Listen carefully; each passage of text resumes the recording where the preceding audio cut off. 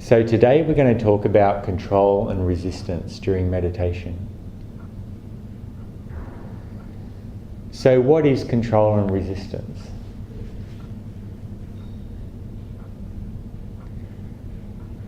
Control is a state of mind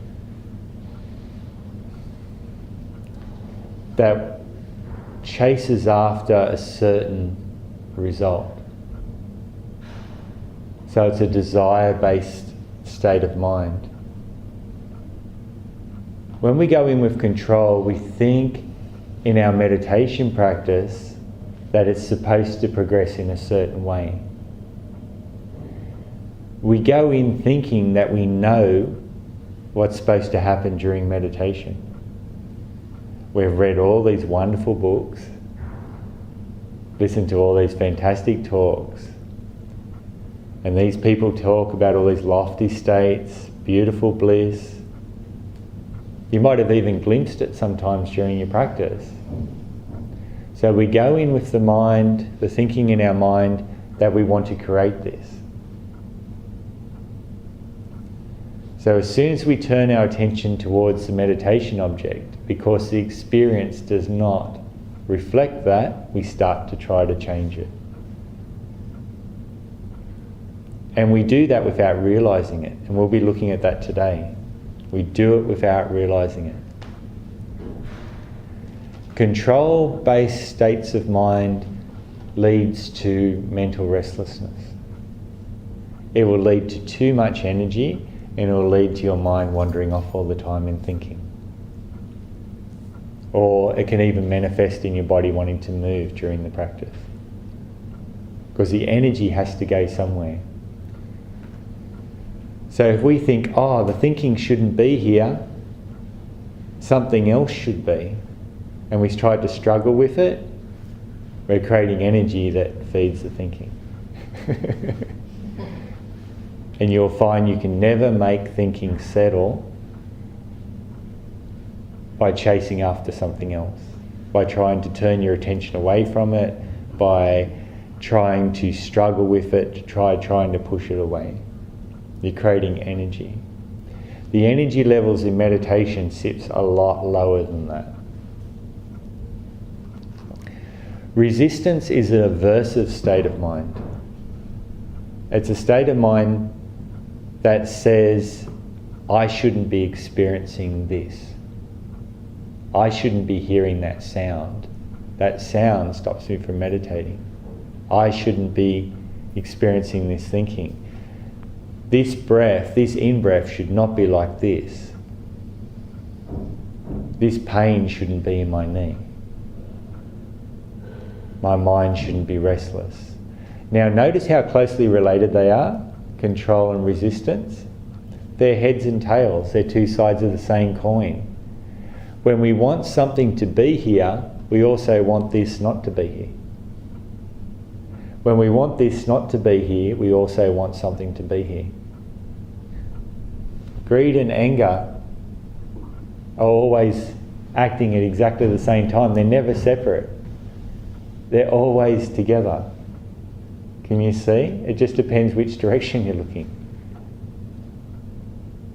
And this can be very subtle in our meditation practice. Now, last week I mentioned the 5 hindrances to meditation, right? So that's greed or attachment to things, our mental clinging onto things. That's the first one. The next one is the aversive state of mind that tries to push everything away. So we go towards between attachment and aversion. Can you see? And that happens in everyday life, doesn't it? You're either running towards something or running away from something, isn't that right? Isn't every decision you make in your life based on that? Just constant moving away from it? I like this, no I don't like that. Goes on and on and on and on. It never ends. This is the driver of your car. That's who's behind the driving, the steering wheel, is attachment and aversion. Now the next 2 hindrances, right, are sloth and torpor, which is mental sluggishness, so dulling out or going towards sleep, or mental restlessness. Notice how the first two movements, attachment and resistance, right, or aversion, actually cause the next two. When we're aversive to something, we start to dull out because we don't want to look at it. We don't want to experience it, so we become dull. When we become dull, we start to fall asleep. So if you start to feel really sleepy in meditation, it could be that you've been having a lot of late nights, but could be because of your relationship to the meditation experience, to the meditation object. Your mind is actually pulling away from it, so it doesn't connect with the object. When it doesn't connect, then like I mentioned last week, piety, the mental pleasure, doesn't develop. Right? So this is why it's important to know where our attention is actually sitting. Where is it sitting? Where is it? The last one is doubt. When you start experiencing mental sluggishness and restlessness, then we start to doubt our own ability, we start to doubt the teacher, we doubt the instructions, we doubt that anybody could even do this. Can you see how they all feed each other along the line from the beginning? So how much effort is right effort in meditation? Say if we're doing breathing meditation, breath meditation.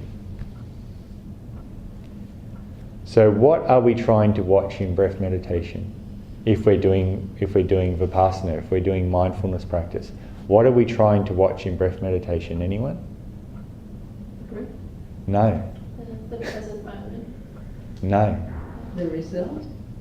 No. Changes. Yeah, but more than that. What are we actually, where's our attention sit? What's our object during that? Relax. No. The body. So a lot of these different things are results. Yes. There is change. We see change over time, but that's not what we're trying to look at this stage. Body? No. How long? No, not thoughts. Thoughts are just, no.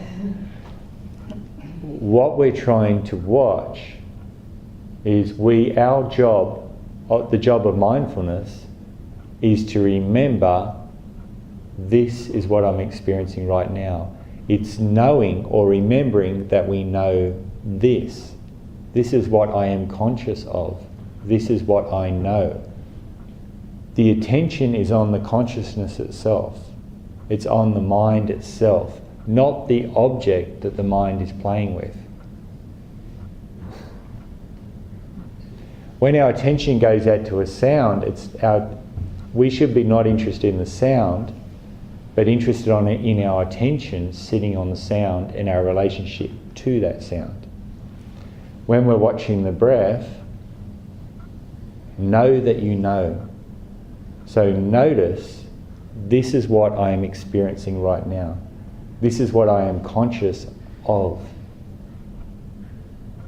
To watch the mind, or for the mind to exist, it always needs an object. When there's no object, there's no mind. Consciousness always needs to be conscious of something. Yeah? So what's happening normally? Let's look at normal. How do we normally exist? We're conscious of things, but we don't know it. Our mind is interacting with things, but we don't know that it's interacting. So when we're lost in a thought, we still know the thought. You can come out of that thought, even a daydream, and you can tell me what it was about, can't you? I tap you on the shoulder and you go, oh, back to reality, okay. Oh, what were you daydreaming about? I was daydreaming about this. So you were conscious during that, weren't you? Your mind was sitting on it, it was recording this, it was playing with this. But what was missing was the mindfulness. You didn't know that you were in that daydream while you were in it. If you watch it when you wander off thinking, you don't actually know that you're thinking while you're lost in it. Though, when you realise, you could tell me what the thought was about.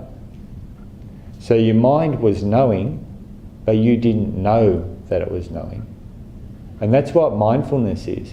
Mindfulness is the ability of our mind to watch itself. Right?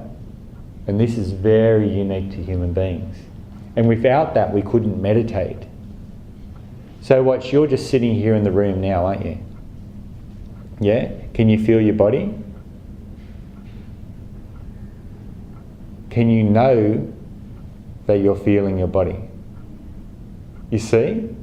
See how you can know that you're feeling your body? Yeah, you do. You can sit here, you know that you're feeling it. You know that's where you're holding your attention, don't you? That is the aspect that you're growing. Can you feel that? As you know that you're feeling your body on the chair, you're not actually watching the sensations, you're watching the knowing. And notice how that knowing starts to increase. You become more and more present when you're holding that knowing. When you're remembering, this is what I am experiencing. Now this is harder for me to explain. You can see why, but can you see it? You can feel it. We can do this, can't we?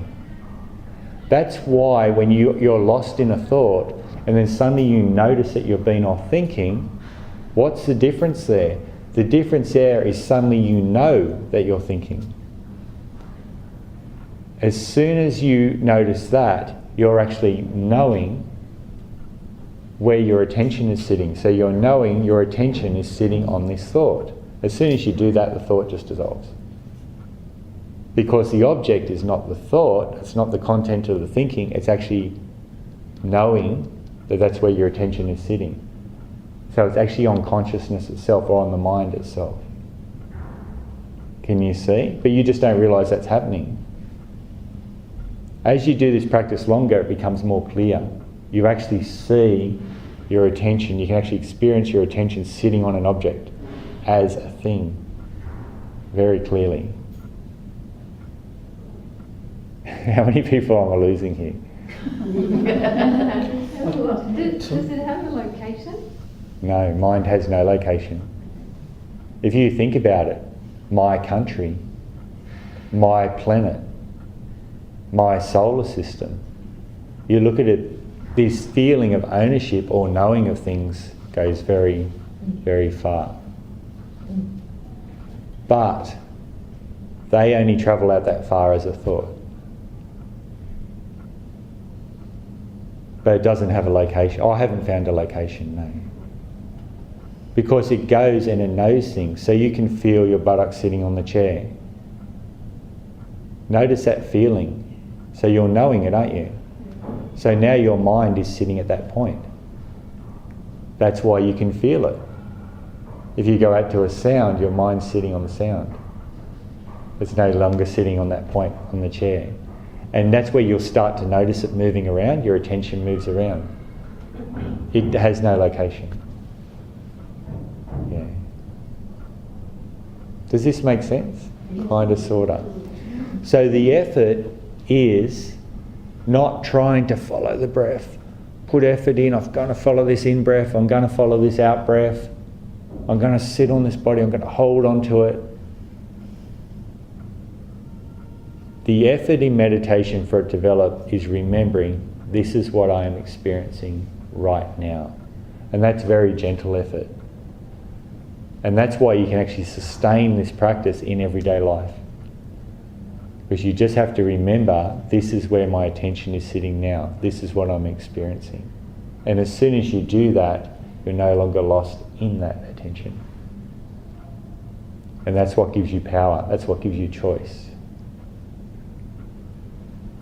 Is this kind of making sense? For those of you that have been with me longer, it might be. For those of you who've been with me longer, maybe it still doesn't. For those of you new to meditation, it can seem quite strange. But we're dealing in a realm that even scientifically they haven't worked out yet. They're still trying to work out the brain. But we're looking at it from an experiential point of view. How do you experience this? Right? Yourself. What does it mean to be a human being? So a human being is just a series of experiences. That's all we are. You know when I say so. Is mindfulness almost an awareness without thought? Oh, not almost, it is. Bingo. Awareness has no thought in it. There's no thinking in awareness. Penny dropped. I know you were originally taught that, but there is absolutely no thought, no thinking. Thinking is separate. Thinking is an object of awareness. Because something, But mindfulness isn't awareness. something I'm trying to grapple with now is that you remember you were teaching us about thought? It's okay. About thought. And the thing I've been grappling with is a thought comes into my mind. I'm off with that thought. And then how to get rid of it. So I go, no, don't think about that. So I'm thinking, no, don't think about that. So then you start playing around and you lose the mindfulness, you lose the awareness because I concentrate too hard on getting rid of the thought.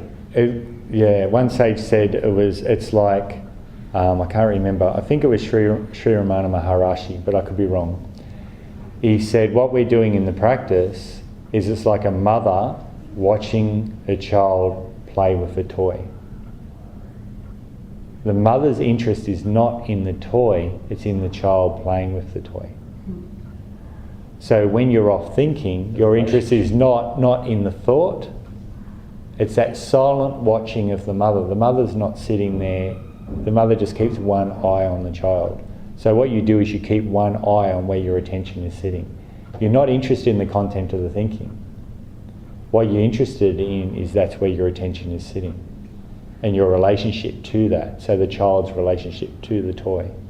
But you don't interfere with it at all. You don't interfere with the child, you let the child play. So what we're doing in the practice is we just have to know where our attention is and allow the child to play with the toy. And the more you do this, then the more you see you are not your mind. And you don't have any control over it whatsoever. But it's only through training that it actually becomes useful. Through training, then it will tend to sit. The same as a child has to be taught what's right, what's wrong. Otherwise a child will go into the poison cupboard and drink the poison just as much as it will drink the milk, because it doesn't know any better. In the same way, if our mind isn't trained, it will take what is poisonous to us and think it's just as much fun as taking something that's good for us. So we have to train it. Its job, the mind's job, is to create our world. Our mind's job is to create, through commentary, build our world and constantly think about and constantly create our world as we go through our life. That's its job. So it's fine, it can do that job. But if we try to control it, try to suffocate it, use force and stuff like that, you'll just end up with a problem child. You've got to show it what's right and wrong. Say, look, this one hurts. Don't play with that, that causes pain. Maybe if you play with this one, it might make you happier. It's like that. That's what we're doing. Does that make sense? That's what we're doing. What I'm trying to do is I'm trying to explain something to you that we have no language for. We have no language. Because in our culture, this doesn't exist. If you look in medicine, they talk about placebos, sugar pills, and say, we gave them this medicine and this worked, but we gave them placebos and the placebo worked because they believed it. So it's a placebo effect. But really it's not a placebo effect. What it is, it's the power of the mind. If the mind really believes it, it becomes the reality. It's not a placebo. It's got nothing to do with the sugar. It's got to do with the power of the mind. So your mind is creating your world all the time. What you believe becomes your world. If you believe this room is a scary place to be, you won't be here. If you believe it's for your benefit, you'll be here. See, you're creating your world and your decisions are actually taking you in different directions. All the time, every moment you make a decision. But whatever that decision is, that becomes your world, your reality. And so they take medicines. Of course it works, because the mind believes it does. And the mind's powerful. If you're feeling really depressed, then your body will start to get sick. Of course it will. Because the mind's powerful. Some cultures, if they believe they're going to die, they die. In our culture, I even just seen that with my dad. When they decide they're going to die, they die. The mind's powerful. The mind does this. Yeah? So what I'd like to do now is I'd like to do some exercises to kind of give you a feeling of what's really going on here. Yeah? Does anyone need a stretch? And if you haven't quite got it yet, it doesn't matter. Just treat it like a game. It eventually becomes very clear. Okay, so just close your eyes over lightly.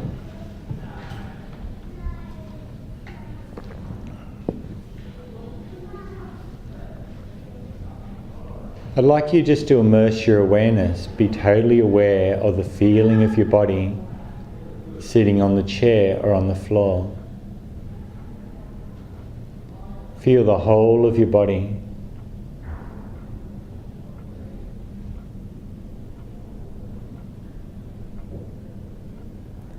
Know that's where your attention is.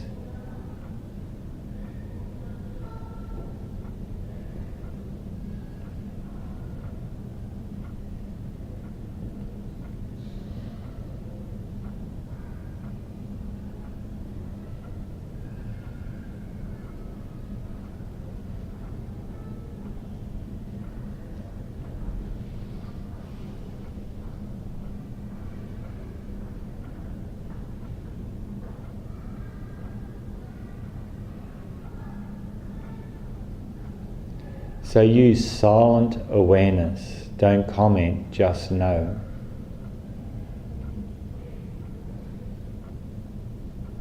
Now I'd like you to feel, to know your breathing as it comes in and as it goes out. Feel the full length of each breath. From the beginning, through the middle to the end.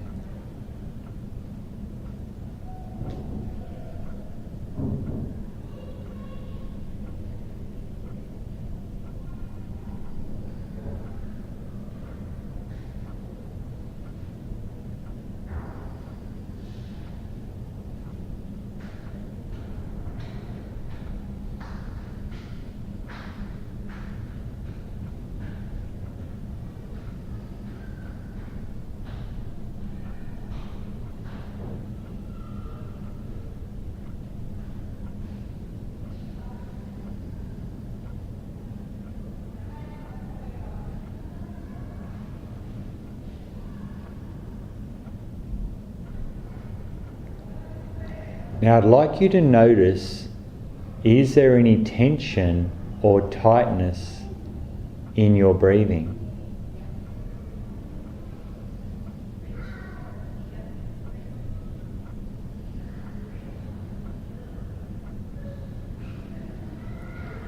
Whenever you find tightness or resistance in your breathing, I want you to relax into it and watch how the breathing changes.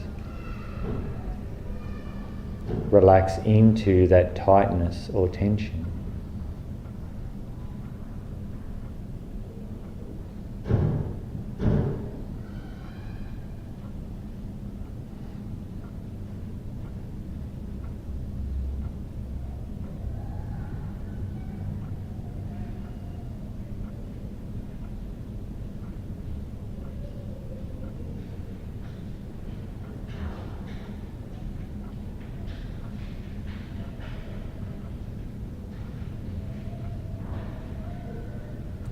Notice any tightness or tension that starts to creep back in. When you notice it, then relax into that. And watch how once again the breathing starts to change.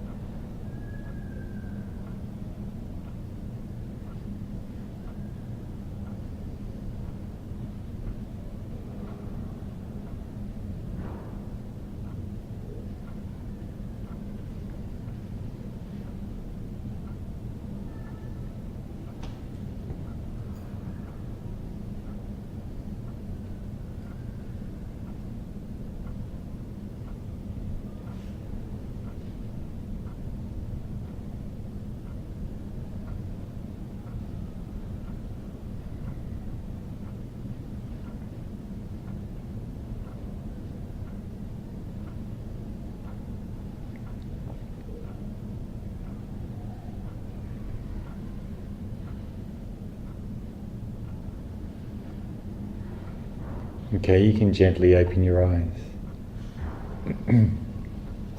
So, can anyone find any tightness in their breathing? Yeah? Found some? Okay. Were you able to relax into it? A little bit. At times. Did you notice what happened to the breathing when you relaxed into that tightness around the breath? It eased. Your breath eased. Did anyone else have a similar experience? You did? You feel the tightness? You relax into the tightness. Notice you're not trying to change the breathing. You're relaxing into the tightness. What is that tightness around the breath? Anyone? The mind. Yeah, it's your mind. That tightness around the breathing is your control. The strength of that tightness is a direct reflection of your desire to control life. It's going to be different for everyone. Now, breathing is chosen as an object of meditation because if we don't think about it, it happens naturally. But also, we can control it. So, when you're not turning your attention on your breath, what's it doing? It's happening by itself. But notice as soon as you try to use it as a meditation object, what's the first thing you try to do? Control. You try to control it. You try to change your breathing. You try to make your breathing a certain way. And you don't even know you're doing it. But you can tell you're doing it because you watch. When your attention's on it, on your breath, like if you turn your attention to your breathing now, watch how it all becomes tight. Can you see that straight away? Turn it away, it relaxes. Hence anxiety, when we start to notice our breath, it gets very tight. Because mentally we try to control things, we try to restrict things. So your object of meditation then wasn't the breath. You be aware of the breath, but it's noticing your relationship to the breath. So in relaxing into that tension, we're noticing our relationship to it and we're relaxing into that relationship. When we relax into that relationship, what happened to the breathing? It became calmer and smoother. It became natural again. And it becomes lighter and smoother and a natural breath. So a lot of the balance in your meditation practice when you're doing mindfulness of breathing is learning to be aware of your desire to control and change something that doesn't need controlling, that doesn't need to be changed. You don't need to breathe. You are already breathing. Yet, we want to go and put our fingers in the pie and try to control something that's happening anyway. So watch it. You turn your attention to anything in life, there's this same desire will come out to control that, whatever the experience is. And so this is how the meditation practice is teaching us. So softening into that desire to control in the practice while we're doing it there is retraining us to soften into our desire to control life. And it's our desire to control life that actually causes the mental pain.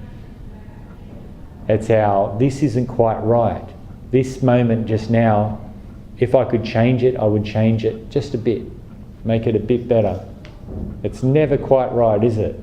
It's never quite perfect. There's always something not quite right. That's that desire to control, that struggle with life that causes the mental pain. When you learn to put that down, there is no mental pain. Everything's perfect all the time. See how it's training us? So keep doing that. If you just sit there just watching the breath, what are you doing? It's about relationships. Can you see? This relationship will be the same as all your relationships, be it with a partner, be it with work, be it with whatever. You'll carry the same relationship through everything. That's what we do.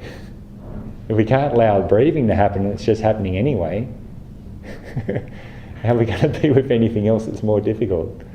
You see? Yeah. That's where it starts to make sense. That's why I was saying we've got to know what our mind is doing. got to know its relationship to things. And this is remembering, this is what I'm being aware of now, and this is how the child is playing with the toy. The child is trying to strangle it. Okay, one last one. Okay, close your eyes over lightly. Naughty child.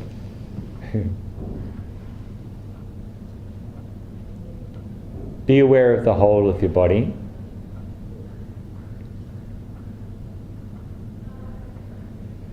And as you're being aware of your body, just allow your breathing to come in and out naturally.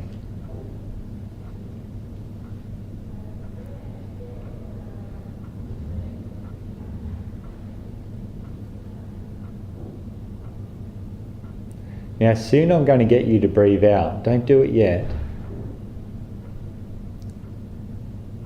When you breathe out, I don't want you to breathe back in, but I want you to wait for the desire to breathe and see what happens. So keep allowing yourself to relax.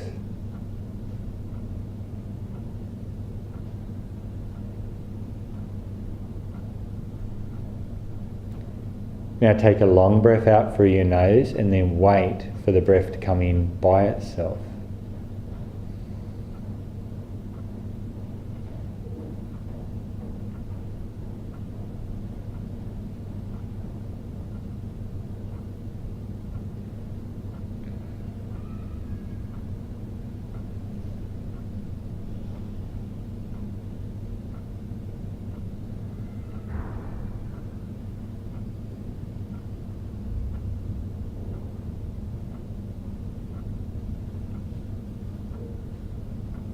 Notice when the breath comes in by itself how light and smooth the breathing is, how it happens by itself.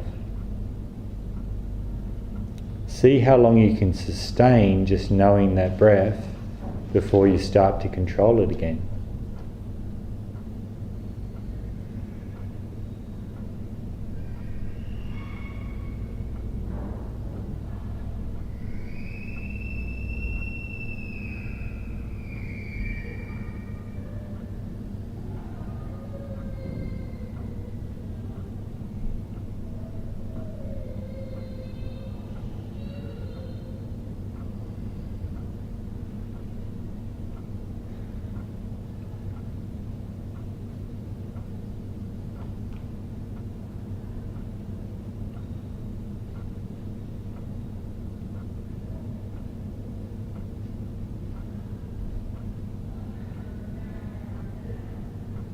If you feel that control, soften into the control.